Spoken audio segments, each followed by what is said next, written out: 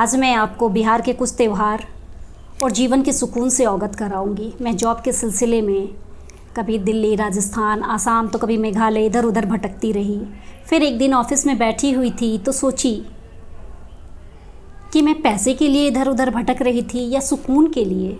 तब समझ में आया मैं सुकून तलाश रही थी और पैसे पे आके उलझ गई। तो आज इसी पे चंद पंक्तियाँ हैं, सुनिएगा। बिहार के त्यौहार और जीवन के सुकून पे सुनिए। बरसों बीत गई कुछ पैसे कमाने में, कुछ कमाई कुछ लोगों से सुनी, पैसा ही सब कुछ है। पर अब हमें लगता है पैसा तो बस हाथ का मैल है, जब चाहे तब कमा ले, पैसों का क्या है। वक्त बीतता गया, अब समझ में आया है ये व्याग्रता क्यों थी। हर पल हम पैसा नहीं सुकून ढूंढ रहे थे, इस शहर से उस शहर बस सुकून के लिए भटक रहे थे। परंतु अब लगता है सुकून तो बस अपने बिहार में ही था। माँ के हाथों का वो दाल भात चोखा और उसके साथ उनके बनाए हुए आलू के चिप्स, कटहल का अचार और साथ में आम की चटनी, जो भूख के तलब से लेके आत्मा तक को तृप्त कर देता था। और नवरात्रि से ही त्योहारों का सिलसिला शुरू हो जाता था। सुबह सुबह दुर्गा मंडप जाकर पुष्पांजलि देना और शाम को दोस्तों के साथ मेले में गोलगप्पे खाना। दीपावली की तैयारी में माँ के साथ मिट्टी का घर बनाना और दीपावली के शाम उस घर का साज श्रृंगार, मिट्टी के बर्तन, चीनी से बने रंग बिरंगी मिठाइयाँ और खील से उस घर को भरना और दीपक की रोशनी से उस घर को रोशन करना। जब इन सब त्योहारों से छुटकारा मिल जाए तो छठ की तैयारी में लग जाना। इस 4 दिन के त्यौहार में कौन सी ड्रेस किस दिन पहननी है कि सोच के भी कुछ दिन गुजार देते थे।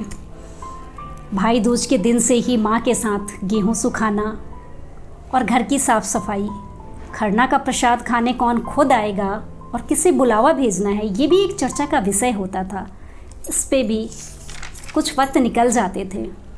पापा भैया का वो उत्तेजना देख, ना खाने का ठिकाना ना सोने का, हर बार एक ही सवाल, माँ सूची में कुछ कमी तो नहीं है, उसी का सारा सामान लिखवा दी हो ना, कुछ कमी ना रह जाए, छठ तालाब जाने से पहले सब बता देना, देखना कुछ कमी ना रह जाए। दीदी का वो गंभीरतापूर्वक माँ के साथ प्रसाद बनाना पूरे 3 दिन के उपवास में भी।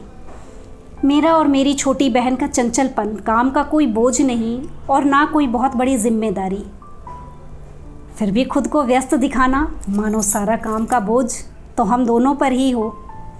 अब तो ऐसा प्रतीत होता है कि सुकून तो बस अपने बिहार में ही था, क्योंकि वहाँ सारे आस पड़ोस सारे त्यौहार मिल के मनाते थे, क्योंकि वहाँ मैं में नहीं हम में जीते हैं हम। और नवरात्रि से ही त्योहारों का सिलसिला शुरू हो जाता था और छठ के बाद कुछ महीनों का त्योहारों का अवकाश। फिर 8-10 दिन पहले से ही होली की तैयारी में लग जाना, संदूक से नए पर्दे, चादर निकालना, नए बर्तनों का सेट निकालना, घर में मेहमान भी आएंगे, उनके लिए तरह तरह के पकवान बनाना। होली के सुबह से ही रंगों का सिलसिला शुरू।